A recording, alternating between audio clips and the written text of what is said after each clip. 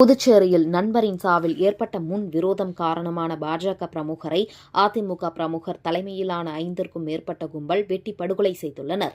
புதுச்சேரியில் நெல்லித்தோப்பு குயவர்பாளையம் பகுதியைச் சேர்ந்தவர் பிரபல ரவுடியும் பாஜக பிரமுகருமான விக்கி 23.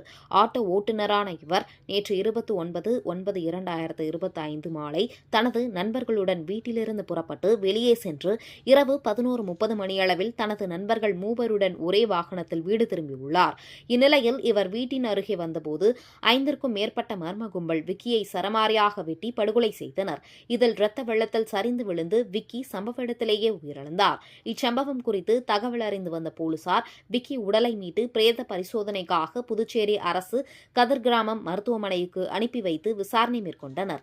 இதில் நேற்று முன்தினம் கடன் பிரச்சினை காரணமாக பூக்கடை வியாபாரியான மணி என்பவர் தூக்கு போட்டு தற்கொலை செய்து கொண்டுள்ளார். இவரது இறுதி ஊர்வலத்தின் போது பாஜக பிரமுகர் விக்கியும் காமராஜர் நகர் தொகுதி அதிமுக பிரமுகர் பிரசாத்திற்கும் இடையே மோதல் ஏற்பட்டுள்ளது.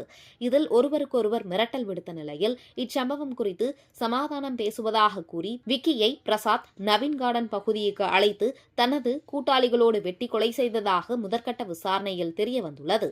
மேலும் போலீசார் வழக்கு பதிவு செய்து காமராஜர் நகர் தொகுதி அதிமுக பிரமுகர் பிரசாத் உள்ளிட்ட அவரது கூட்டாளிகளை வலைவீசி தேடி வருகின்றனர். இதனிடையே கொலை செய்யப்பட்ட விக்கியின் உடலை கண்டதும் அவரது மனைவி உள்ளிட்ட உறவினர்கள் கதறி அழுதது சோகத்தை ஏற்படுத்தியுள்ளது.